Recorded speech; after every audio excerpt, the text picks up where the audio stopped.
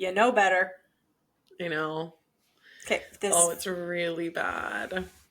is it bleeding? No, but it's worse than bleeding.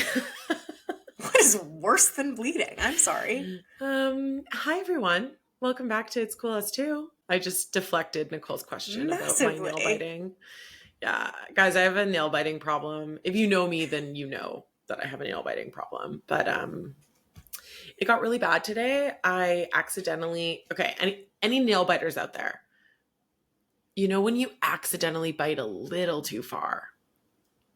It's brutal, but you're like, "Oh, too much of my nail is about to come off." I did not see that coming, and it is really scary because you're stuck in a situation where you're like, I either keep biting or I leave it, and then like that's going to drive you insane. That sounds psychotic, Megan. I'm so sorry. Well, it is psychotic, but You need to put no like one's band-aids on your fingers or something. I know, I feel like I do. There's one, so I'm left-handed, and my left hand I bite way worse than my right hand. I don't know if that says anything about me, but like I just notice it. Like whenever I go to the nail salon and I'm like, I'm sorry, you have to do my little nubs. Like they're like the woman will always be like, why is this one so much shorter? I'm like, It's like, do you want extensions? I don't know. Oh God. And then I've tried the extensions and those don't work. I just rip them off like a wild animal. It's so bad. We need to figure. Maybe we need to like get you like hypnotized. Yeah, seriously. I mean, that and nicotine addiction just hypnotized me at the same time for both, you know? I think we can do a 2-for-1. That just shouldn't be a Yeah, a problem. I'm sure twofer. we can find someone, an Etsy witch or something. Like, oh, Meg and I just had a good catch up, which was nice. We haven't done like a true update in a little bit. I know. How are you doing? Oh my gosh. I'm good. I just had 2 Guinness at a work drink, so I'm a little I don't She's know. feeling something. I'm feeling a Is little it like good? Is it bad? Time will tell. I also had curry chips, which was like so exciting. Interesting. So, um UK folks listening to this, you know what curry chips are, but we were at like an Irish pub and we ordered French fries with curry sauce, and it just brought me back to living in the UK. It was really nice. But no, I'm doing pretty good. Work is hectic. We were just saying like, what is it all for? That's a conversation Yeah, for another time. we shall be having a conversation about that because But we're yeah, in our I think we're having like a 36-year-old midlife crisis, midlife mid-decade crisis. crisis. But I don't like to say we're midlife crisis because we No, can't. mid-decade crisis. Yeah, no, mid-decade. And yeah, just feeling very like, why am I so stressed about this? Like, I don't know if you guys have been seeing if you work in similar fields to Cole and I, but like, there's these TikToks that are like, you only work in marketing. Like, you're not saving the world. Yeah. You are safe. Your anxiety is slightly unfounded. Like, they're not doing it to Your shame fight or us. flight Yeah, reaction can take it down a notch. It's so funny. I exactly. thought you were going to say, I don't know if you guys have seen this. And I was like, my immediate thought was like the state of the world. And you're like, TikToks that I'm like I marketing. don't know if you guys know, but the world is On fire. on fire. But no, I'm good. I was in Chicago last week, which was really nice. I didn't eat deep dish for the first time since I've been to Chicago in the last like few years, which felt like a crime against humanity. But I did eat Chili's mozzarella sticks. I was going to say your gut probably thanked you because you didn't eat a ton of cheese, but yet you ate a lot of cheese. Yeah, I was so we were finishing up the conference. Anyone who's been to a conference and like run a conference just knows how tired you are at the end of the conference. And we were doing the whole like, oh, what time's everyone's flight? Most people were flying out like 8, 9 p.m. And I was like, oh, I got an earlier flight. I'm leaving at 4. And my CEO was like, oh, me too. I'm on that flight. And I love my CEO. He's great. But I was like, oh. There is something He's about like a travel bubble. what is that face? And I was like, I just really was excited to go to Chili's and watch my shows. And he was like, I'll go to Chili's with you. And I was like, really? Because the last time I was in Chicago with him, he kind of poo-pooed Chili's. He was like, nah. But we went. The mozzarella sticks are still fire. They're unbelievable. Did you get the regular or like the I did the saucy regular. ones? So I'm not that into like I like it just a classic. I'm not that into the sauces. A traditionalist, I like it. I'm a traditionalist, yes. Mm-hmm. But no, he came to Chili's with me. And it took me longer to go through just like the normal security line because I'm a normal traveler. He obviously has all of the bells and whistles. You don't have an Nexus? Okay, this is like an I didn't want you to remember that I have a Nexus. So this is kind of embarrassing. So so I do have Nexus. I just got Nexus. I just used it for the first time to go to Chicago. And I was like, wow, this is so great. This is amazing. But then coming back, I didn't realize that I had to add my Nexus to my Air Canada app. And I had only put my passport in there. So we waited in the line, which was actually like pretty long for to go through like the whatever it's called, like the TSA expedited line. Thank you, TSA pre-check. And I was right in front of my CEO, and he was like, "Oh, go ahead." I was like, "Okay, great." So I go up to the border agent, and he's like, "No, you didn't do the correct thing. Like, I don't have your TSA pre-check. You have to go back to the other line." So I had to go back. I had to leave and go back through the normal line, which was like, you don't want that to happen with your CEO. He was like, "What happened?" And I was like, "Just a clerical error somehow." Admin mishap. So he's like, "I'll go get us a spot at Chili's." And I was like, "Oh, wow. Okay. He's doubling down. He's going to join me." He's committed to the bit. He's committed to the bit. So yeah, he got us a spot. Guess what this dude orders? A fucking chicken salad. Yeah. Guess what I ordered? The triple decker. I ordered mozzarella sticks plus chicken fingers and fries.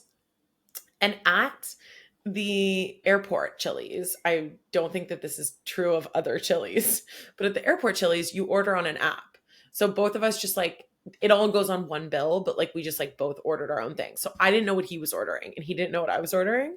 So when this shows up, it looked insane. Like he had this like garden salad and I ordered enough to feed a family of 4. Like it was shocking. I can't believe I haven't told you this yet. It was shocking. It was like, he was like, "Holy shit." Like you Did ordered you a lot offer of food. him some? Of course I offered him some. I couldn't eat all of it, but I wasn't willing. Okay, hear me out. I wasn't willing to only order mozzarella sticks, which was the priority for me.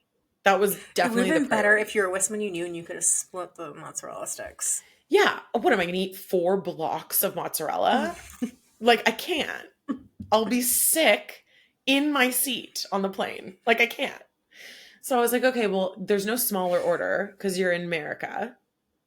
Like America is a different, like they're all massive orders. So then I was like, well, okay, I guess I should get some chicken. But then it was cheaper to get the like combo than it was to get the appetizer. So I ordered the combo. Anyways, it was a total nightmare. So we're both sitting there with our Diet Cokes. He's got a salad. I've got, half of the menu. And at least he thought it was pretty funny.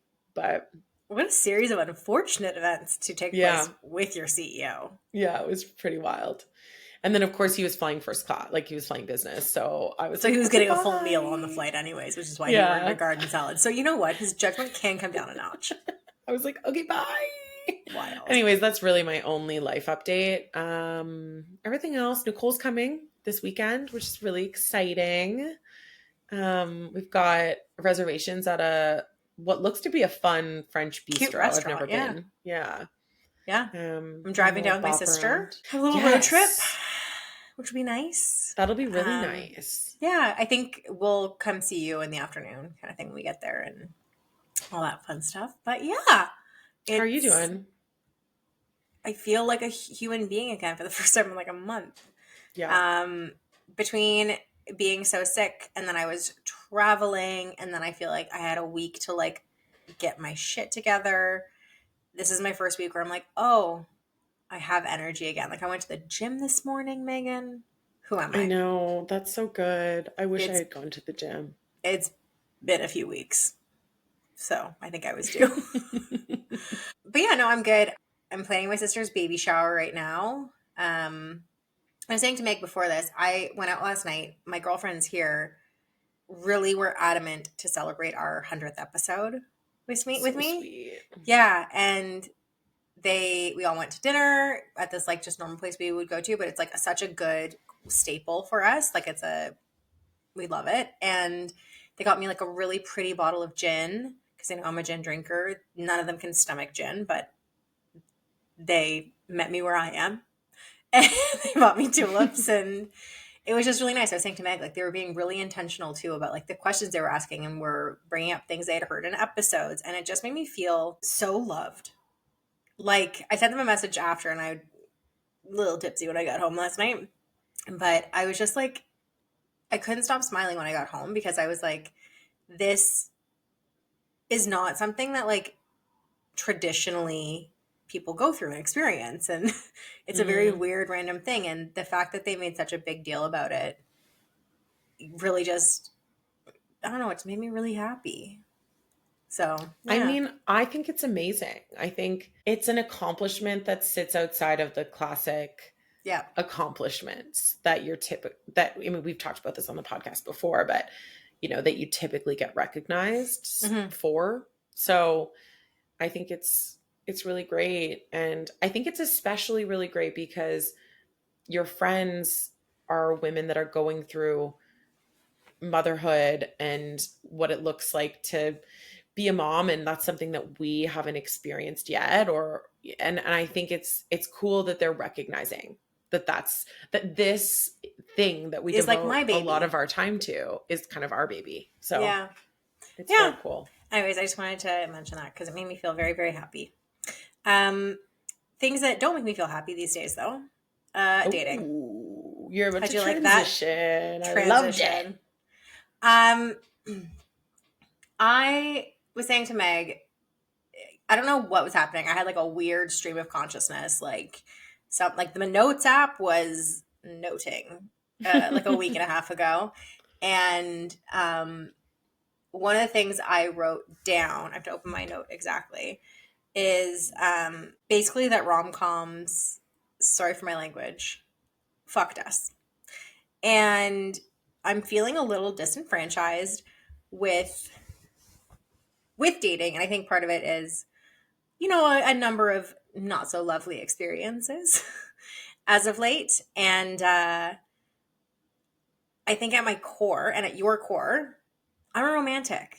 And I just want to be romanced. Like, I want to have a meet cute. I want to have this like cute few second just like moment with someone. And like, I just feel starved for romance.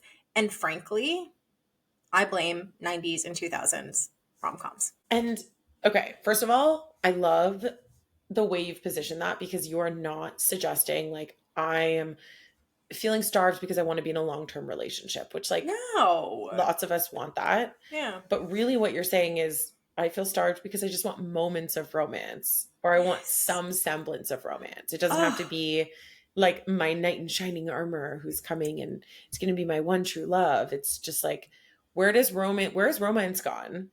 Yes. And how do we get some of it back? But I do have questions. So like, you say you blame 90s or 2000s romantic comedies for the fact that romance is gone? No, or are you for blaming the fact them? that my expectation, first of all, I've seen that it exists, although fictional. And I think I just had different expectations of what being like a single girl in the city was going to be like. And I feel a little lied to, and I would like my money back. Truthfully. Like, I would like to look back, and here's where this is coming from, like a shift. I would like to look back, when I'm an old lady and, look back on this period of my life. Because again, I do want a partner. I'd love all those things, but I'd like to look back on this period and be like, ugh, remember that one guy who like, told me I was pretty and sent me a drink. And, remember that other guy that I made eyes with and like couldn't stop staring at from across the road. And, you know, remember that one time this guy passed me a note? I don't know, just like cute. Like, remember that time I made out with this guy in the rain? Like, I don't know. I just want some freaking romance. And I'd like Yeah. what I've received is lust and love bombing. And like, Okay. not the same thing. No, I rest my definitely case. not the same thing. I just got really excited because I came up with a question I wanted to ask you, and I know Okay. what my answer is. Oh. Okay, when you think about like your teenage years, so I'm thinking like 13, 14. Okay. What was your like reference point for a romantic moment from like a movie? Like, was there like one moment that you remember watching in a movie and like wanting to rewatch over and over, or being like, oh my God, that was like, that's what romance is? Yes. I don't know if I'd isolate it to just like 13, 14. I'm thinking like if I was younger, like around that age, I'm thinking Casper the Friendly Ghost when like Devon Sawa comes back in at the end and, you know, again, it's like sweet little childhood Yeah. love. This isn't necessarily a romance book, a romance movie, but like I loved Now and Then growing up Mm, and like that kind of thing. But when I was kind of later in my teens, you know, it was Center Stage. It was, you know, 10 Things I Hate About You, those classic early 2000s rom-coms. And then I don't even know what year did like How to Lose a Guy in 10 Days come out. yeah, that's a great question because I don't actually know. Hold, I please. think it was, let me pull this up, 2003. Okay, yeah. So I was still in high school. I would have been like grade 9. Yeah. So like that would have been like my frame of reference, Yeah. right? Like, and I would say, I think we've talked about this before, like that's probably one of my favorite rom-coms of all time. And let's get real specific here. Like, How to Lose a Guy in 10 Days, the moment that I think about over and over, and you're going to remember, I think you're on the same page, is the shower scene where he comes in and she puts her arms up and she's like, and it's so sweet and like tender. And tender's the perfect word for it. Yeah. And I just want to feel that little tenderness. And again, it doesn't need to be, it's not about sex. It's not even about like intimacy. It's just like a tenderness and a sweetness and like a romance that I just feel is missing Yeah. And I think, now. so my answer would be the moment at the end of Cinderella Story where Chad He runs Montgomery up. runs up the bleachers and like kisses Hilary Duff, and it's this like, he's like, I forget what the exact phrase is, but he says something like, I wish I hadn't waited for the rain or something, and then it starts raining, and like, I mean, it's like hella fucking corny, but the like public display of affection and this idea of like, I like her enough that I'm willing to do that. The declaration. Yeah. And I think when we're talking through all of these examples, because like the other one is Notting Hill for me. Like Notting Hill is definitely my favorite romantic comedy of all time. But like when he comes down to, because he's like, oh, she's here and I want to like go to her or whatever. And it's like the most tender lovemaking scene. For sure, that's what I thought having sex was. I didn't love the way you said lovemaking. Sorry. But that's all I knew it to be when I was a kid. Like I was like, lovemaking, you know? Mm-hmm. Like I thought all sex was like that slow. Like in my head. I was like, that's just Nicole. You need to warn me, Megan. My lungs are not at full capacity and I can't take that kind of jolt to... Fuck, that's funny. I just like fully thought that that's what like love making was. Sorry, I just did it to piss you off. But all of those moments that we're kind of referencing, those are all about vulnerability and a man being willing to be vulnerable. Yeah. Which is very interesting given the conversation we had in last week's episode. Yes. Right? Of like, I think we're craving a level of vulnerability that we're just not getting from dating right 100%. And I think the other thing that's happening, and again, it's not just on guys, I think just collectively, we're hyper connected but starved for connection. And because of like technology, like all of those things, like you had to like wait by the phone and like leave a voicemail. And yeah, I think I think this is one of the things that makes me a romantic, is that I much prefer talking on the phone to messaging. You do.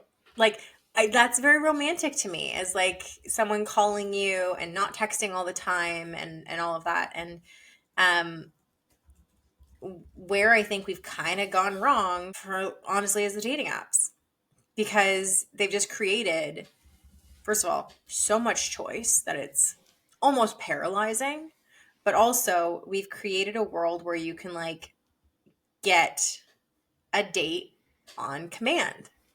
Maybe not be the date you want, but you can get a date on command. Yeah.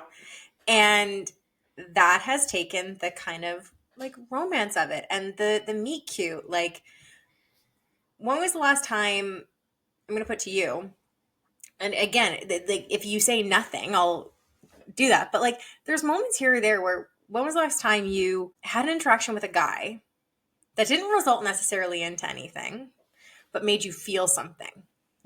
I feel like my answer is sort of inappropriate, but I'll just say it anyways. Fuck it.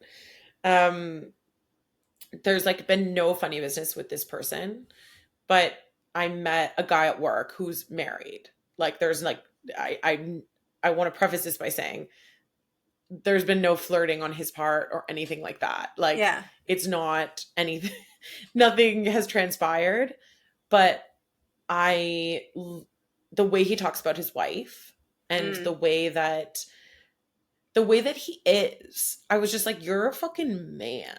Like, you love your wife. You talk about her in this way that I don't see a lot of men talk about their partners in, or maybe I'm being jaded there, but like I looked at him and I was like, that's kind of what I want. And so it's not really the same. It's not the same as being like, oh, I had a moment with this person. Okay. So, but you have, and I remember it. That's why I brought this up. What? Wait, what? The guy you met on the way into Orange Theory. Oh my God, I forgot about this man. I blocked him out. Yes, but it was a moment for you. That was so long ago. That's so depressing. I know, that's the problem. That's why we're having this conversation, Megan. No, okay, let me explain. It's romance scarcity. I know. I got on, it's very unfortunate that this was a morning class because I never go to Orange Theory in the morning. But I did not look my best, let me tell you. It was like 6:30 and I was getting on the streetcar. And there was this like really cute guy that got on the streetcar. No, he was already on the streetcar when I got on. And he was wearing a cool jacket and I was wearing my cool Daisy jacket. So I felt like, oh, we're jacket twins. And we both kind of like looked at each other and like looked down. I mean, it was really early in the morning. I was barely awake. And then we both got off at the same stop. And he and I both ran into Orange Theory. And I was pissed because he didn't know I was behind him with my little legs, like trying to catch up. And he let the door slam like behind him. And I was like, that's so rude. Like, I can't believe that he is not holding the door for me. So I immediately didn't like him. I was like, no. And then we got in there and he was like, oh my God, I'm so sorry. I didn't realize you were behind me. And I was like, okay, fine. I guess it's fine. And then we did the whole class, but we were both, if you've ever done Orange Theory, some people start on treadmills, some people start on weights. We started on opposite sides. But like when we crossed, he like kind of smiled at me and I like kind of smiled at him. And then afterwards, I usually leave a little bit before the stretching ends because the crowd stresses me out when I'm trying to put my shoes on. And he like followed me out and started chatting to me and was like, hey, like, you know, so do you live in the East End? And I was like, yeah, no, I do. And we like chatted maybe for 30 seconds. And then he got into a conversation with someone who was working behind the front desk. And I just kind of said like, goodbye. And then I think I called you and was like, why did I do that? Like I should have stayed. And I've never seen him again, ever. Okay. How did it make you feel? Like a bit jiggity. Like giddy and... Yeah, like giddy, like excited. Like there was hope in this world. Okay. So I met a guy this past weekend. I went to the grocery store, and at the grocery store, there's like the big carts. I'm like, I hate them because they're so massive to use. And then there's like little tiny ones, and they're always in short supply, like romance. And this kind of cute guy was coming out, and he was just like outside the door, and he was just gonna, pull his stuff up and leave it there. And I went up, and I just kind of looking at him. He's like, "You want my cart?" And I was like, "Yeah, I'm gonna steal it." And he's like, "You better treat her well. She did me good." And like kind of gave me a wink. And I was like, "I will, don't worry." Like it was just like a cute little moment of interaction. And like someone's gonna listen to this and be like, "That's romance?" It's a moment of connection and a moment of like little giddiness and a little like just something. And this is the state of the world right now for straight women. Like I'm going to be honest. Like you want us to not find any joy in the lack of options? But I'm going to see this little thread through, because I don't know, and I'm going to ask you and myself a question right now. How often do we open ourselves up to have moments like that? Very rarely. Yes, because we look down, we don't engage, we have our headphones in, we walk briskly, like with purpose, because we don't have a lot of time and things are busy. That day, I was just moseying about.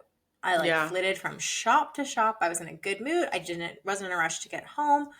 I was present. I was just like in a good mood, and it just happened. And I say that because, well, part of the reason I can make a laundry list of things that I would blame for the state of the world and why there's no romance. As women, we have to set it up so that they can fucking knock it down. Do you know what I mean? Like we have to create the opportunity and kind of just like observe it. Cause like even you're like, oh man, I blocked that out. Why? That's such a good moment and such a good feeling. Even me leaving, like I was like, I should have just, I don't know, not walked out. But like, and this is what I want to get at too, is that didn't have to necessarily be anything. It was probably just fine being the moment it was in and of itself. Yeah. Right? And like, yeah, you hate yourself. Why didn't I like get his number or anything like that? But sometimes a moment is just a moment. And there's so much joy to be had in those little meet cutes and those little moments of romance. And I just want more of them in my life. And part of them, I have many gripes to bear with many people and men and all of those things. But going back to the episode we did last week, we got to drop the handkerchief. We've got to be open. We've got to signal and all of those things, because all the women and all the romances that we watched, they did. Because dating was in real life. I think what you're saying kind of makes me think too about, I just think that it's really tough because, okay, so me saying, I wish I hadn't, I shouldn't have left. I should have stayed and to see what happens. I think there's a perception or like a predominant story that gets told about straight women who are looking for men, especially in their 30s. That's like, we're so eager for connection or romance because we're looking at it from the perspective of like, who can be the father of my kids, And when I say I should have stayed, I'm not saying it because it's like, this is someone I'm going to like end up going to be the father of my children or something. I'm literally just seeking what we're talking about today of like more romance, more connection, like the like spontaneity of like, what could that become? And I think there's so much nuance to this idea of like, what we want romance, but we're not saying like this person needs to be our forever. We're just saying like, we want more connection. We want more connection. We want those moments. And I think opening up yourself to experience moments like that, whether they turn into something or they're fleeting little experiences throughout your day to make you giddy and get those little butterflies and that little hit, opening yourself up to those regardless, I just feel like makes it a lot easier to go through life wanting the things that we want without feeling like we're hunting for it. Do you know what I mean?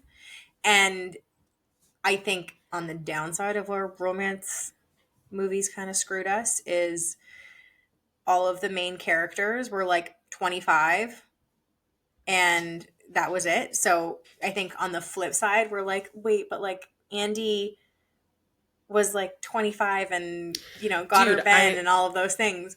yeah, I did the research in for our February newsletter. Like Andy Anderson was in her early 20s when she was in How to Lose a Guy in 10 Days. Like, as in, not, I'm not talking about the actress Kate Hudson. I'm talking about her character was meant to be in her early 20s. Living in a beautiful apartment by herself in New York City. I think the Yes. fuck not. And being like, there's no good men. And like everyone in that movie is like, I'm never going to meet a man. Catherine Hahn in that movie? Yeah. Oh my god. In When Harry Met Sally, Albright, so Meg Ryan's character, was 32, and she was like, "I am just gonna live a life of solitude. I'll never meet someone." And like, I think that was quite ahead of its time, that movie, which is wild. And I think the one that shocked me the most is My Best Friend's Wedding. So, My Best Friend's Wedding, I mean, it's like the classic Megan, just like it's falling in love with your best friend, figure like that's just my favorite thing to do apparently, or my psyche's favorite thing to do. But Julia Roberts and Dermot Mulroney made a pact to get married if they hadn't met their person, quote unquote person, by 28 years old. 28. That was the oldest that they could think. Oh my god, That makes me want to like, oh my god, I don't even know. It's crazy. I think the good thing of what has come out, and I think why so many people were so excited by the series Nobody Wants This, is because it was like the classic romance trope, but it was the first time we could see ourselves in this age. Like the main character was older. It wasn't some, you know, younger girl experiencing it, and it felt a little bit more realistic, like you could place yourself in it. And even if you look at that movie, like where she first met Adam Brody's character, like whether or not they turned into something, like she went to a dinner party as her fabulous self wearing a massive coat, you know, and just had like a little connection, got walked to her car by some guy. Yeah. I think what they do so well in that movie is exactly what you just said. So the fact that the main character in that movie, Kristen Bell, she's like, sorry, series, is so herself throughout the entire thing. Like she's not ashamed of who she is. Yes, she struggles to open up, but like she's just so herself. And then I think that the other thing they got so right in that series was Adam Brody's character met or exceeded her character from like an emotional vulnerability perspective. And I think that's not something you see in most depictions of romance. And again, I think even in our dating lives, we were joking about this beforehand. Like I haven't seen that level of communication and emotional intelligence in a guy I've dated, dare I say ever. I think that a lot of women would agree with that. Because that's a pretty high bar. Yeah. And I would say more recently, where I do align with Andy Anderson, is I, in fact, as well, know how to lose a guy in 10 days, basically, exactly. And again, I am a victim to the love bomb. So, and again, I've been thinking through a lot of these things that we've been talking about, less so being like, this is shit, and more like, what can I do? How can I show up differently? And again, one piece is the being open, signaling, just like having fun and like, you know, just who knows, meeting a guy outside the grocery store and having a custody agreement about a cart. I don't know. But the other thing I think that I can do better is hold my boundaries better when it comes to guys, so that I don't give them the chance to do those things and, you know, maybe behave badly, and like raise my standards to guys once I'm dating them, where it's a like, you're in or you're out, buddy. Like we can be along this lovely little ride together and figuring this out, but like you early days, like you gotta show up with your A game. Yeah. You know? And what does that mean to you, showing up with your A game? Effort, intentionality, good behavior, respecting my boundaries, not pushing my boundaries. Mm. And I think just like consistency. Like so much of my anxiety when it comes to dating comes from a lack of consistency.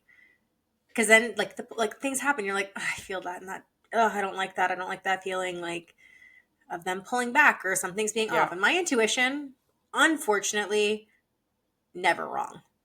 Yeah. So it's deeply annoying to be that in tune with my feelings on that level. But um, I just want to see that like effort, consistency, and just like fun when it comes to dating. Like it shouldn't be heavy, especially early days. I agree. We talked about my rules for going forward, like Yeah. not going out with someone every like other day. That's too much, especially initially. Um, and just kind of holding different like rules and boundaries, at least for those early stages. And then on the flip side, when it comes to the dating apps, having a bit more grace, I think, to guys and giving them the chance and the space to stick the landing. I don't know what I'm I saying. think it's interesting. I was thinking about how you mentioned like not pushing your boundaries. Yeah. And this is a TV show. So to be clear, I am not suggesting that we should be following what they did on this TV show. But I feel like Adam Brody really did push Kristen Bell's boundaries in Nobody Wants This, in the sense of like she tries to like push him away. And he's like, like, I can't remember the exact, there was a couple of scenes where Yeah. she essentially tries to be like, no, you can just leave, go ahead, like, and he's like, no. And maybe we mean different things. Maybe like what I'm saying is he doesn't just like accept it, like he pushes and says like, no, like, I'm not going to hurt you, I'm here to help, how can I help, like, let me support you. And he does that in like a couple of situations where she'll try and end it, and or self-sabotage. And I wonder, is like that what we're looking for too? It's more of just a Yeah. question. I don't know. So in my head, and again, I think in my head, that is not pushing her boundaries. Like when I think boundaries, I'm thinking like me saying to a guy, I'm not going to sleep with you until like what X or whatever time. And he's Right. like, well, kind of come on, whatever. Like, I don't want to get texted from you after, such and such a time. Like the kind of rules and boundaries you set up for yourself in that way. Whereas, and again, I'm using those as examples. I'm not saying those are my boundaries, but like what you're talking about is he is pushing her outside of her comfort zone. And Right. he is, Okay. you know, gently still showing up, showing consistency, and showing he cares and is in this, while recognizing that maybe she's a little bit avoidant, anxiously attached, and he Yeah. has to stand a little firmer ground, and she's maybe not so comfortable in these situations, which I Yeah. think both of us, given how long we've been single, I would probably get a little scared too and be like, no, I don't like this, with a new guy coming in who felt, this is a whole other episode, who felt like safe and good and all of those things, Yeah. that I would probably have an internal freak out too. Yeah, that's fair. I think that's a good delineation. I was just like reflecting on that show Yeah. as you were explaining it. And I was like, It's so good. I oh, can't wait for interesting. season 2. They're filming right now. I know, it's going to be amazing. Yeah. So how do we wrap this up? Because I feel like this Well, is I a lot think of it's- ranting. I from think it's my good end. though. I think we wanted to have a lighter episode, and this is like truly what's kind of on our minds right now. Like we've been Yeah. thinking a lot about like how to get back out into the dating game and how to make it fun. What does it mean to try and like let go of control, but Yeah. also maintain your boundaries and not be Exactly. so worried about the outcome. So yeah, we've been toying with this. Assume that there's people out there listening that are also struggling with this. So please let us know. Yeah. Also, please let us know if there are any romantic comedies that have come out in the last 5 years that are any good. Yeah. Honestly, I feel like I'm I've had to struggling. turn to books because the movies just aren't doing it for me. Honestly. Yeah, I neither. yeah.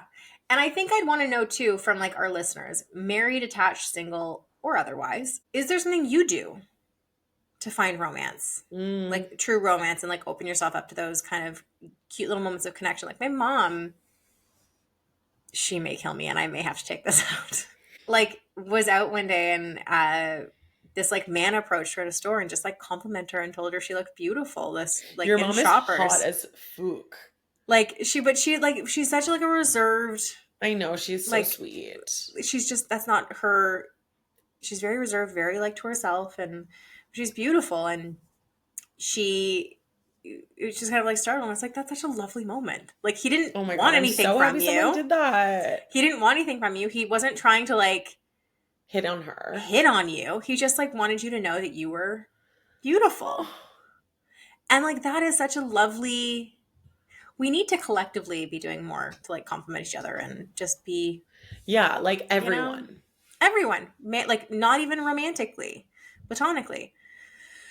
I just think that this world could use a little bit more romance. And now all I can think about in my head, Megan, is Kate Hudson putting her arms up, looking Matthew McConaughey in the eye, being like, and then them just like making out and getting it, and like the curtain. Ugh! Should we watch it this weekend when you're here? Yes. Okay. I'm just so starved. I'm also just like so starved for like a kiss. Do you know what I mean? Ugh. Would like love a good makeout. But like not a grungy makeout in a bar, but like. Okay, but we can't take it that far, Cole. We can watch the movie, but like I'm not gonna make out with you, okay? I mean, calm down. You're fine. Okay, I do love you though. I'll talk to you soon. Okay, bye guys. Bye.